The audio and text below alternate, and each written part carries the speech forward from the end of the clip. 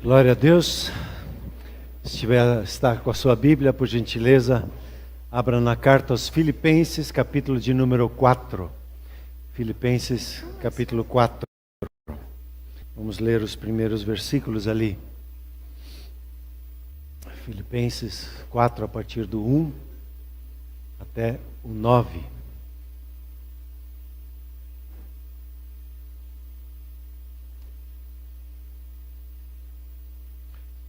Então, Filipenses 4, 1. Diz assim: portanto, meus irmãos, amados e muito saudosos, minha alegria e coroa, sim, amados, permanecei deste modo, firmes no Senhor. Rogo a Evódia e rogo a Sintique, que pensem concordemente no Senhor.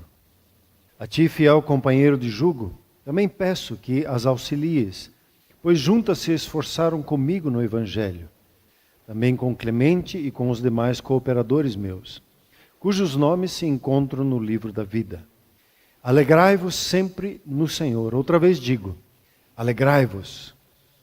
Seja a vossa moderação conhecida de todos os homens. Perto está o Senhor. Não andeis ansiosos de coisa alguma. Em tudo, porém, sejam conhecidas diante de Deus as vossas petições, pela oração e pela súplica, com ações de graça. E a paz de Deus, que excede todo entendimento, guardará os vossos corações e as vossas mentes em Cristo Jesus. Finalmente, irmãos, tudo que é verdadeiro, tudo que é respeitável, tudo que é justo, tudo que é puro, tudo que é amável, tudo que é de boa fama, se alguma virtude há, se algum louvor existe, seja isso o que ocupe o vosso pensamento.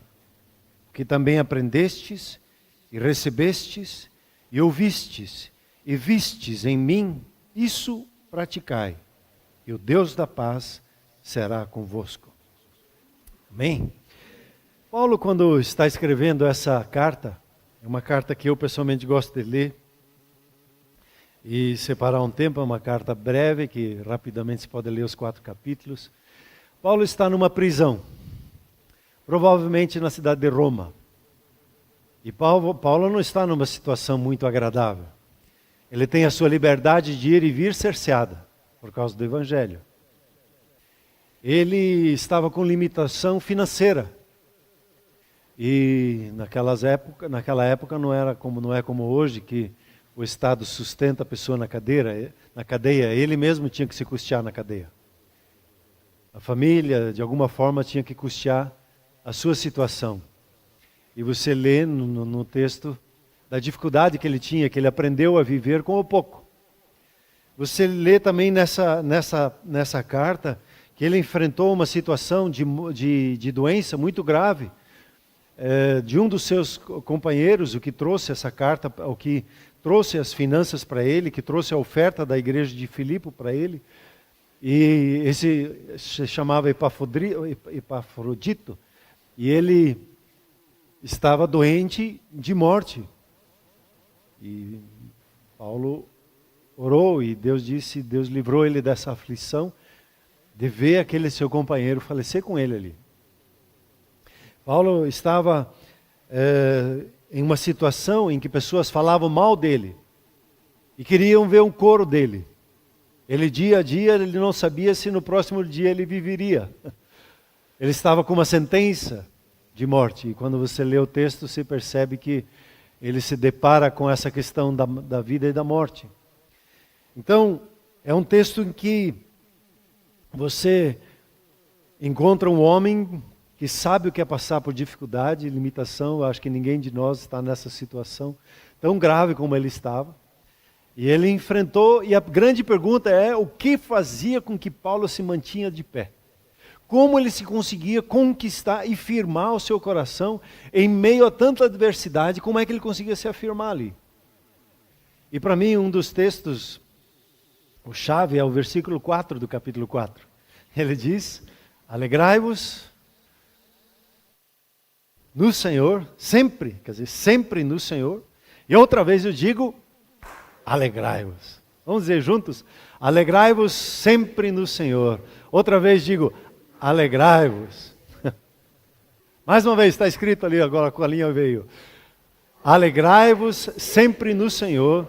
E outra vez digo, alegrai-vos.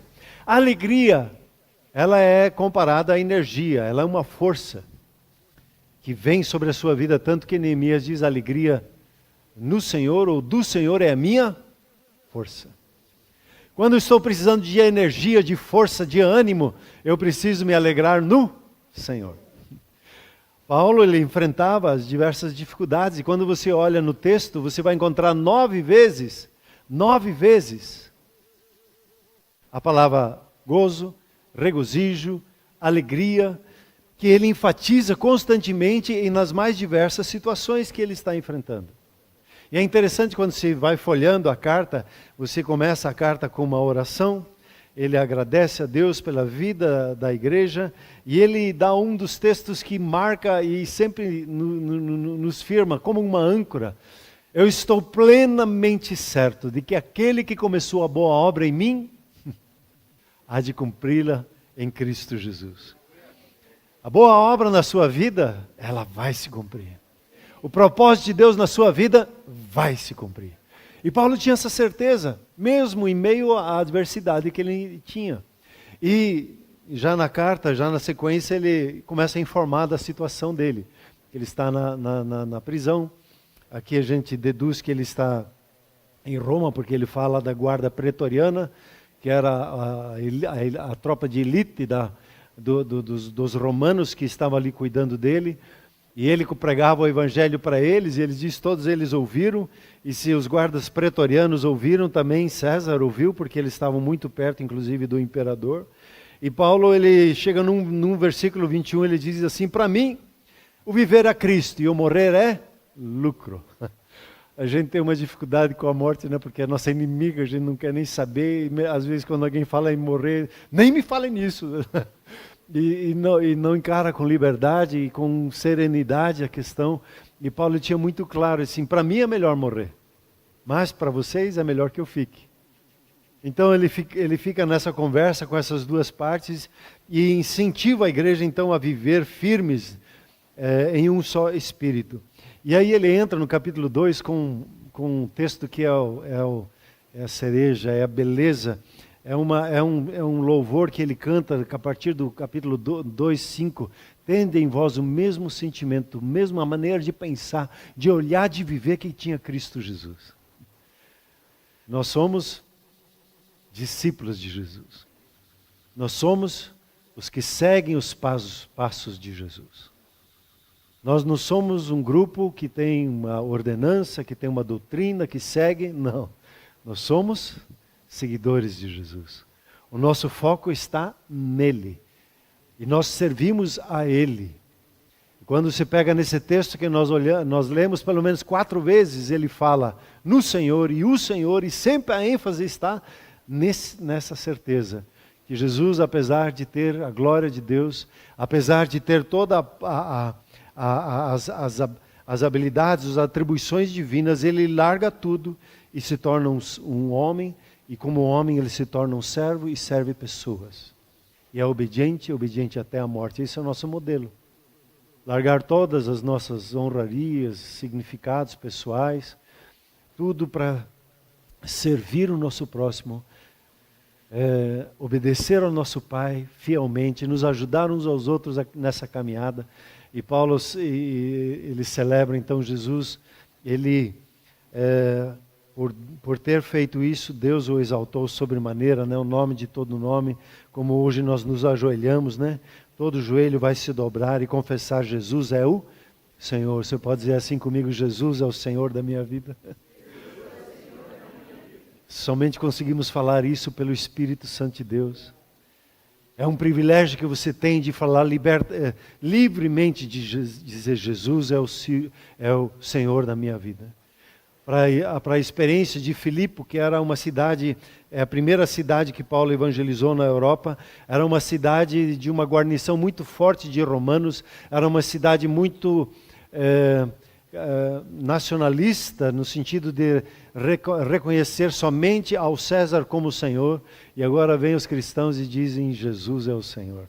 Há um choque de entendimento, há um choque de fé, há um choque de posicionamento nessa cidade, e muitos são perseguidos ali. E Paulo, inclusive, visita também essa prisão. Acho que ele não visitava os hotéis 5 estrelas, ele visitava as prisões de cidade em cidade. Ele proclamava o Evangelho, e aí ele começa a citar o exemplo, né? Ele diz, veja Timóteo, na carta dele, olhe para Timóteo, há um filho na fé que serve o propósito de Deus na vida dele. Aí ele diz assim, vocês têm o próprio exemplo de Epafrodito.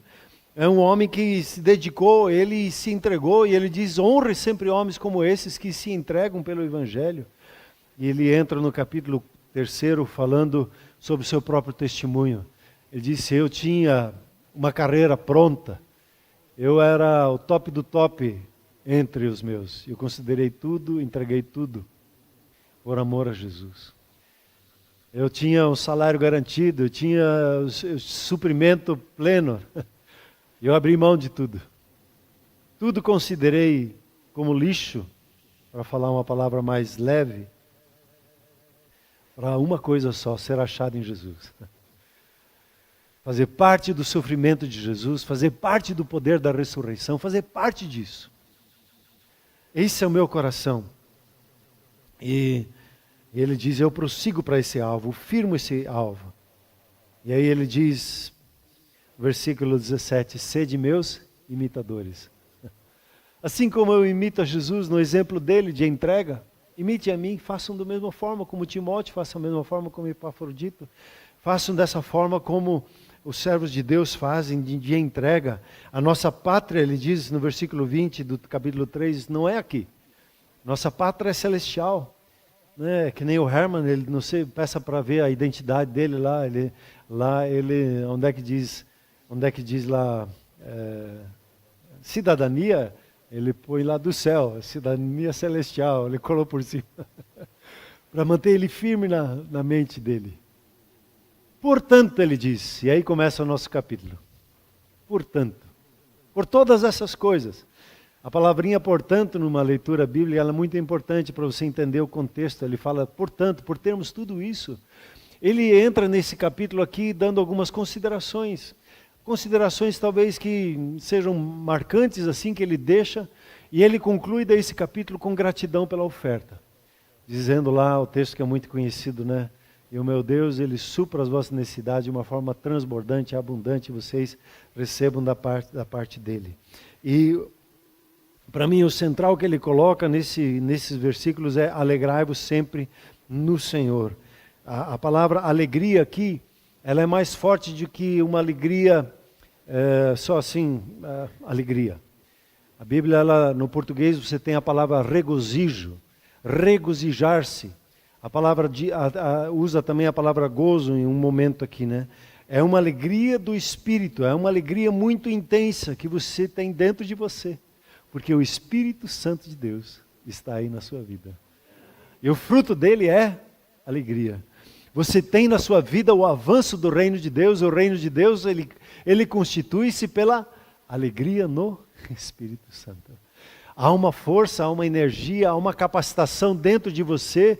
E a palavra de Deus diz, permita que essa alegria, diante de circunstâncias mais adversas, ela ganhe a frente, ela seja a sua atenção, seja o seu foco na sua caminhada. E ele começa, então, no primeiro versículo lá ele diz assim, permaneceis desse modo firmes no Senhor.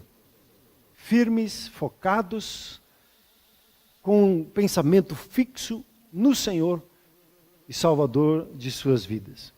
Eu acho muito interessante como, e ele fala essa expressão, né, 4 vezes. E o interessante aqui, quando você olha a maneira, é um detalhe muito especial do capítulo 4:1. A maneira como Paulo olha para a igreja. A maneira como que ele fala com as pessoas. E ele traz aqui 5 características. São irmãos, somos família, Somos irmãos em Cristo Jesus, irmãs. Amém? Ele diz aqui, são amados, e ele fala isso 2 vezes. Amados por quem? Por nosso Pai Celeste. Assim como você é amado, o seu irmão, a sua irmã é amada. E nós precisamos nos olhar uns para os outros e ver isso. Essa é uma pessoa amada pelo meu Pai. Aí ele diz, saudosos, tinha saudade de estar juntos. Né? Ele estava muito tempo separado deles, não tinha toda hora a oportunidade de estar junto, mas ele tinha saudades deles, quer dizer, tinha um desejo de estar junto.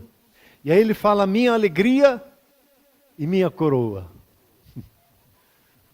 Paulo, ele celebrava a salvação daquele carcereiro, da sua família, que foram os primeiros que se batizaram.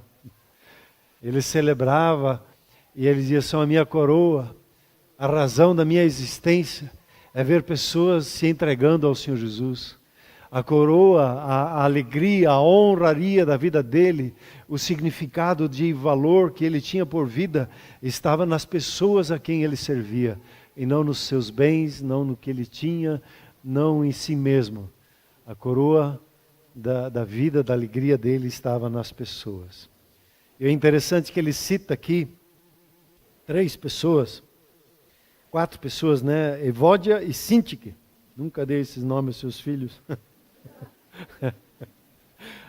Não sei, desculpa aí, mas a brincadeirinha.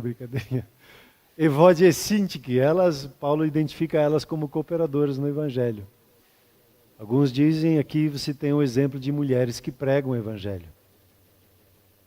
As mulheres, elas foram restauradas, né, no Evangelho, e Paulo tinha elas, mas as duas, elas estavam se pegando.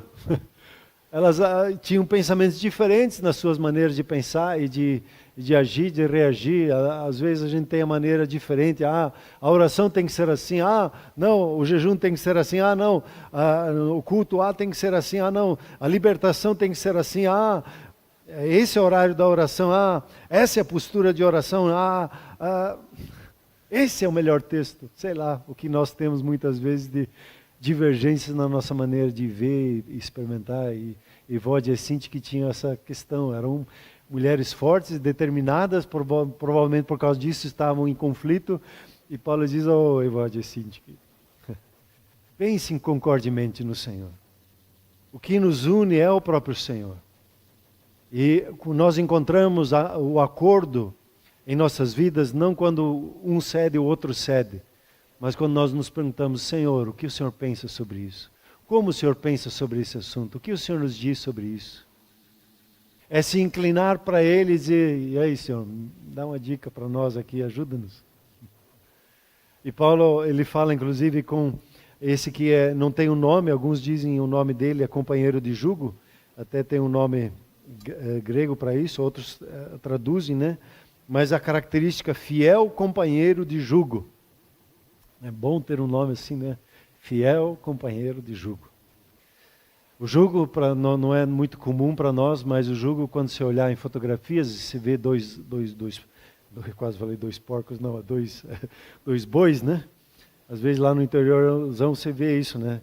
E eles têm uma canga, né? Um pedaço de madeira, e é colocado sobre o pescoço desse e sobre o pescoço desse, para que a força ela seja multiplicada e eles andem juntos. E Paulo identifica assim esse seu fiel companheiro de jugo, aquele que carrega junto, que está ombro a ombro junto com ele. E ele tinha seus companheiros assim, ele identificava eles assim. E ele disse, peço a você que é fiel companheiro de jugo, ajude a Síntique e a Evódia, elas precisam de uma ajuda para que elas andem juntas, né? Porque ele identifica, inclusive, juntos se esforçaram comigo no Evangelho, né? E ele ainda identifica uma outra pessoa, Clemente, e ainda os demais cooperadores. Paulo tinha sempre uma equipe, ele não trabalhava sozinho. Ele trabalhava em equipe. E quando você vê isso em muitas situações, você sempre tem essas menções, quando no final das cartas, né, como agora ele está finalizando a carta de Filipenses, ele tinha muitos companheiros com quem ele sempre trabalhava e ele interagia. E ele diz, os seus nomes estão escritos no livro da vida. Esse é o sentido, essa é a razão da alegria, de alegrar-nos sempre no Senhor. A alegria de nós estarmos inseridos nele, de sermos um com ele, a alegria de sermos e estarmos envolvidos no amor dele, no pensamento dele, isso que gera a nossa alegria e por isso nós podemos nos alegrar sempre nele. E a partir desse momento, Paulo, ele trabalha algumas questões pontuais. A ansiedade. Você já passou a ansiedade ou não? Vem notícias, né? Você está tranquilo, sossegado, de repente vem uma notícia, você fica ansioso. Porque contraria valores, você começa a ter um conflito interior. Às vezes você tem uma conta para pagar amanhã e está um pouquinho ansioso, como é que eu vou fazer? Às vezes você tem a questão de relacionamento que não está tão bem. E ele trabalha isso. E aí ele diz assim, seja a sua moderação, o seu equilíbrio, o ser conveniente, apropriado, seja essa sua moderação conhecida para todos. E aqui é interessante que ele coloca, seja a sua moderação conhecida diante de todos, e no mesmo versículo ele diz assim, perto está o Senhor. O Senhor, ele não está na confusão, no sentido assim, onde nós ficamos lutando um com o outro. O Senhor está na moderação, no equilíbrio, onde há o respeito um com o outro, onde nós nos comportamos de uma forma conveniente, apropriada, onde nós somos gentis uns com os outros. Ali o Senhor está perto. Ali ele se envolve junto conosco e a presença dele se manifesta. E quando ele está perto, nós podemos voltar o nosso coração e não andar ansioso. Interessante esse texto, não ande ansioso. Isso quer dizer também que a ansiedade, ela pode acontecer na sua vida. Não é pecado ter problema com a ansiedade. O problema para nós, que se torna um pecado no sentido de estar fora do projeto de Deus, é andar nessa ansiedade. É ficar repetindo pensamentos e alimentando isso para outras pessoas, alimentando, ficar falando disso constantemente, é andar na ansiedade. Porque se você anda na ansiedade, você vai começar a experimentar que a sua alma, ela fica pesarosa, ela fica travada, e seu espírito é contaminado com a ansiedade. E a sua comunhão com o seu Pai tem uma interferência, o Espírito Santo não tem mais acesso. O Espírito Santo fica com ciúme. Ele quer que a gente tenha relacionamento com Ele. Mas o que eu faço então com a ansiedade? Ele diz aqui, vá para a oração, converse com Deus sobre isso. Ele diz, em tudo seja conhecido diante de Deus a sua ansiedade. Fale para Deus, abra o seu coração. Faça isso como? Com petições, pedindo, com oração, com súplicas, a petição, a oração e a súplica com ação de graças, as três coisas. Você pede agradecendo, você suplica agradecendo, você ora agradecendo. A marca do agradecimento lhe dá consolidação no coração, porque a sua gratidão está no foco que o Senhor está no controle, o Senhor que está cuidando, o Senhor que está dirigindo os seus passos, é Ele que está usando todas as circunstâncias para o seu próprio bem. Eu não consigo parar de pensar num exemplo que eu assisti, eu já mencionei ele aqui, né? Um jogador de futebol americano, eles sabem como é que eles vão, eles vão correndo que nem dois touros, né? Ou que nem dois bodes, assim, e pá, vão correndo, né? E vão se agarrando e um jogando em cima do outro, e daí não é só 80 quilos, às vezes são 180 quilos que caem em cima da pessoa, os caras tudo fortão daquele jeito, né? Não sei se você já viu os americanos quando eles são grandes, tem americanos que são gigantes mesmo, os caras vão lá no futebol. E ele estava lá no jogo, o papai era excelente jogador, e papai, mas num desses confrontos ele cai, o joelho dele dá ruim. E ele percebe que a carreira dele terminou naquele embate com ele. E ele sai de maca. E chega no vestiário, um jovem jogador, ele se assusta com toda a situação, não sabe o que dizer. Esse jogador mais velho, que era crente em Cristo Jesus, ele disse assim, e dá um sorriso, agora estou curioso, como Deus vai usar isso para o meu bem? Deus vai fazer alguma coisa espetacular. Para mim parece o fim. Mas Deus, esse é o novo começo que Ele vai me dar. Que mentalidade é essa? Que entendimento é esse? De uma pessoa que soube trabalhar a sua ansiedade, os seus medos, né? Diante de Deus. E o interessante é que quando você se entrega, eu entrego a sua ansiedade, as ansiedades que são colocadas às vezes sobre nós, que nem são nossas, né? Pelas circunstâncias que nós vivemos, o que vai ser da nossa nação, como vai ser o nosso trabalho, como vai ser o nosso emprego, como vai ser com os nossos filhos. Alguns por causa da ansiedade nem filhos querem ter porque tem medo do que vai ser. E aí quando você ora, você suplica, você entrega, você vai diante de Deus com as suas ações de graças, com os seus pedidos, o que acontece? Acontece que você entra de novo para o teu lugar, lugar de paz. E um texto diz interessante, né? E a paz de Deus, o shalom de Deus, a vida harmônica que Deus tem para você, a vida em segurança, a vida próspera, a vida que lhe traz prazer, que significa a palavra shalom, vai guardar a sua mente, vai guardar seu coração, seu espírito. Ele diz assim, você será guardado nesse ambiente de segurança. Agora eu lhe pergunto, aonde você quer estar? No lugar de andar ansioso? Ou você quer estar nesse ambiente de paz? Onde a paz de Deus guarda a sua vida. E Paulo, pelo testemunho dele na carta, você percebe que era esse lugar que ele estava. Apesar da sua luta financeira, apesar da sua dificuldade com a enfermidade, apesar da sua luta de não ter a liberdade, a ameaça de morte constante sobre ele. E aí ele diz assim, agora nesse ambiente de paz, você precisa ocupar o seu pensamento. Existe um ditado, nem sei se é bíblico isso, mas existe um ditado que mente vazia é oficina do diabo. Engraçado, trágico. É como a nossa mente é, se nós deixamos ela solta, ela normalmente vai para o ruim. Normalmente o nosso pensamento é um pensamento ruim. E aqui o texto diz, ocupe o seu pensamento. Traga o seu pensamento para pensar coisas saudáveis. Coisas que geram vida. Pense, ele cita aqui uma coleção, né? Por gentileza, coloca o versículo 8 para mim.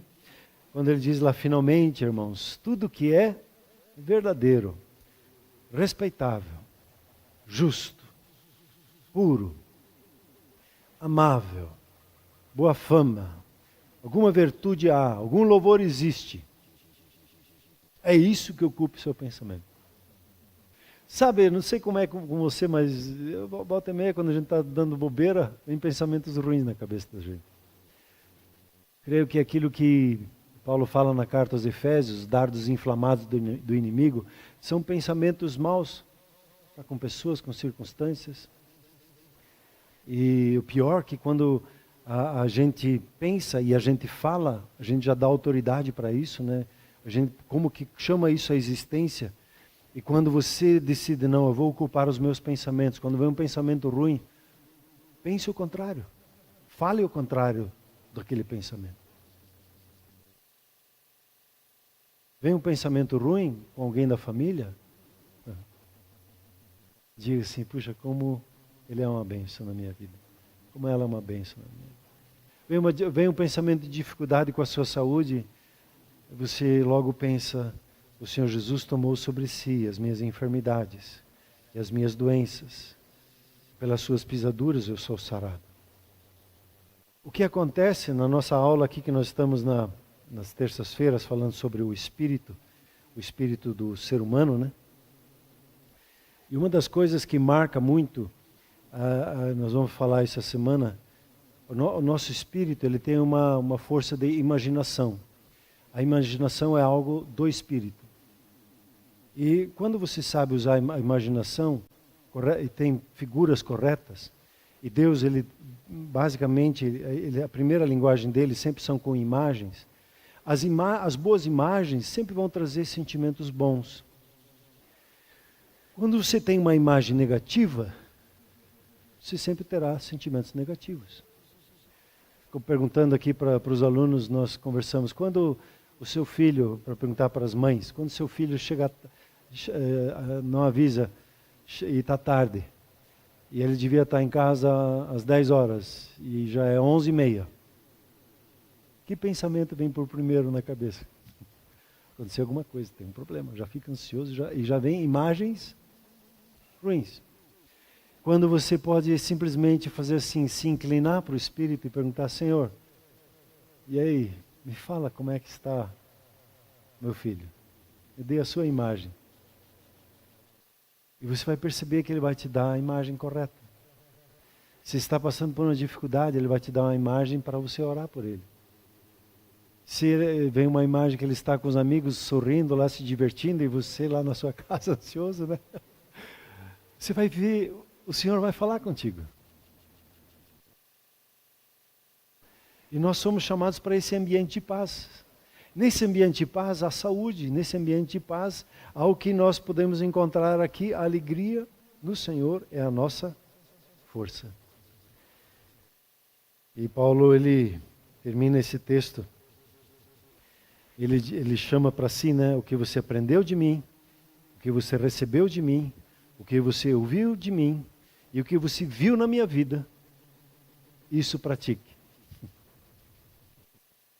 Viva como eu vivo, me entregando à vontade de Deus, buscando em primeiro lugar o reino de Deus, a sua justiça. Viva como eu vivo, abençoando pessoas, não se preocupando pelas coisas dessa vida, porque a nossa pátria está nos céus. E Ele nos supre. Quando você fica olhando para coisas e circunstâncias, você vai ficar ansioso. Mas quando você olha para Ele, você vai poder se alegrar. E a alegria do Senhor é a sua força. E você vai ter a graça de superar o dia da manhã, a graça de superar esse dia, a graça de superar uma dificuldade de relacionamento, a graça de superar financeiramente os desafios que possam se apresentar. Amém, queridos? Vamos nos colocar em pé, por gentileza.